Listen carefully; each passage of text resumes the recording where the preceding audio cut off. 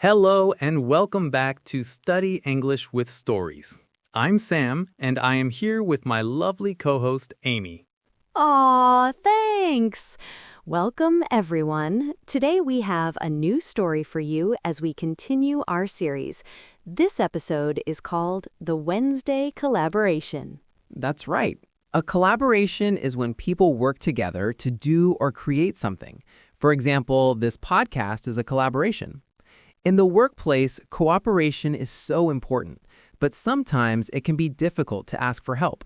We sometimes feel like we should know everything, and it can feel embarrassing to ask, or we feel we don't want to bother our colleagues.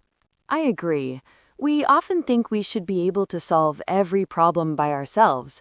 It's a bit of a cultural thing, isn't it, to be independent? But working with a colleague can make a difficult task much easier, and you might even learn something new about them. Teamwork is a great way to build relationships at work. And that's a lesson our characters, Emily and Kai, are about to learn. They face a very common office problem and are forced to work together to fix it. Exactly. So as you listen today, pay close attention to the language of cooperation. Notice how Emily and Kai talk about their abilities, what they can and can't do. Also, listen for the simple but important words they use to describe where things are. These are called prepositions, and they are essential for giving clear instructions. Now, let's join Emily and Kai in their office. It's Wednesday afternoon, and a calm quiet has settled over the office. The bright fluorescent lights hum overhead, reflecting off the polished floors. Most people are in meetings, their voices a distant murmur down the hallway.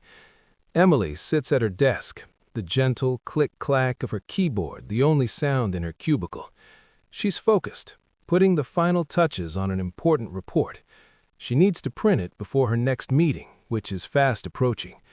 With a sigh of satisfaction, she saves the document and then sends the file to the office printer. Emily stands up and walks over to the large, shared office printer. The machine whirs to life, a familiar sound in the quiet office, but then it makes a terrible, loud grinding noise and stops abruptly. A small red light begins to flash on its control panel. Oh, no, not again. Of all the times for this to happen. Is everything okay, Emily? That sound was not good. Hi, Kai. No, it's the printer. It's jammed again and I can't get my report out. I need it for the 3 p.m. meeting. Let me have a look. Sometimes you just have to know the trick. Can you open the front panel for me? I can try. Let's see. Okay, it's open, but I can't see the paper jam.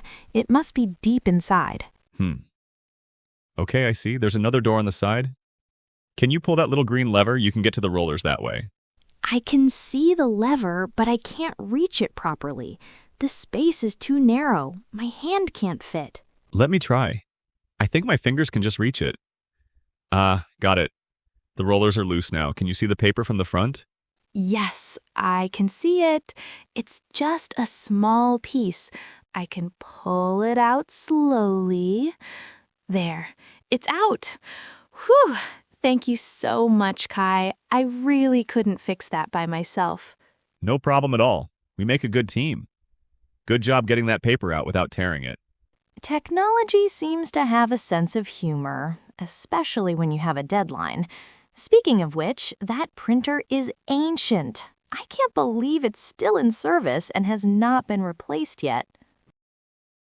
With the printer buzzing happily and working again, Emily finally prints her report. As she waits for the pages to slide into the output tray, her eyes fall on a large metal cabinet next to the printer. It's supposed to be a shared resource, but it has become a dumping ground. It is covered in a messy, disorganized pile of reports, binders, and old coffee-stained folders. It's an avalanche of paper waiting to happen. Kai is reorganizing some papers he needed to file next to her.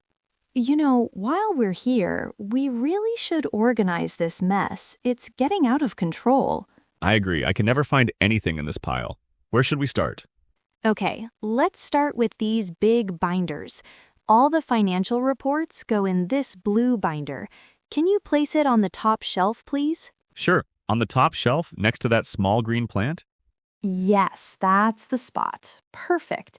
Now, these marketing updates should go in the red folder.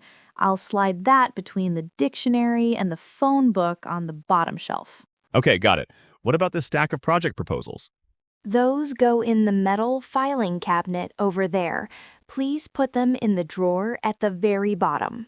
All right. And this box of old catalogs? Just put that on the floor for now, under the window. We can recycle them later. They work together quietly for a few minutes, sorting and stacking. A catchy, upbeat song begins to play softly from the small speakers on Kai's desk that is nearby.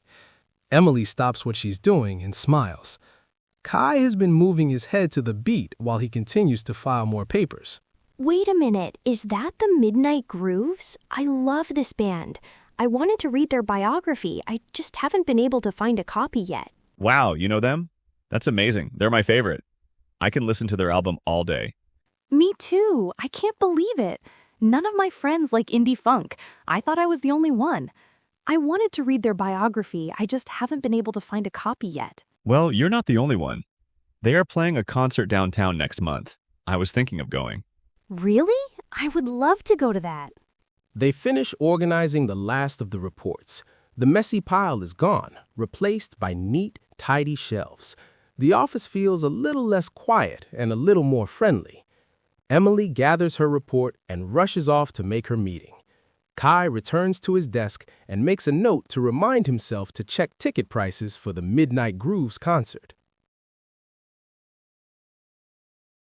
And we're back. What a productive afternoon for Emily and Kai. They solved a problem, cleaned up their space, and discovered a shared interest. It just shows that a little bit of teamwork can lead to great things. Let's talk about the English they used. First, let's discuss some social English. Sam, did you hear what Kai said to Emily after they fixed the printer? I did. He said, "Good job getting that paper out." That is a wonderful example of giving a compliment. Exactly. Phrases like good job, well done, or nice work are simple, positive ways to show you appreciate someone's effort. It's great for building a friendly atmosphere at work. It really is. Now, let's look at an idiom. After they fixed the printer together, Kai might have said, "Wow, with two of us, that was a piece of cake." A piece of cake? That's a funny expression. It doesn't mean the printer is edible, right?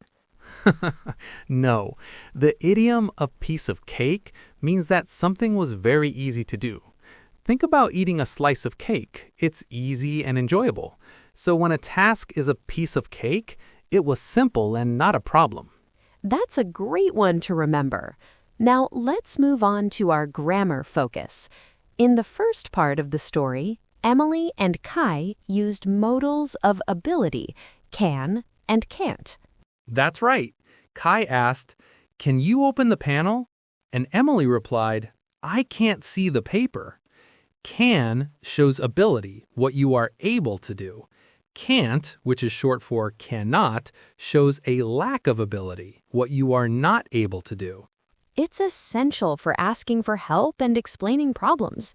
And what about when they were organizing the messy cabinet? That part was full of prepositions of place. These are small words that tell us the location of something. We heard Emily say, "Place it on the top shelf," and "next to the plant." She also said to put a folder between the dictionary and the phone book, and reports in the drawer at the bottom. Words like on, in, at, next to, between, and under are all prepositions of place.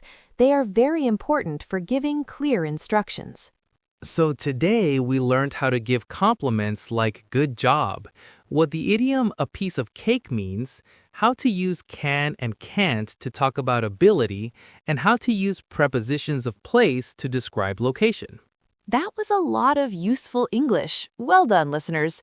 We will end it there. Feel free to listen to the story again and practice using some of these phrases. We will be back with a new episode. Be sure to subscribe and like these podcasts. Thanks for listening. Bye for now.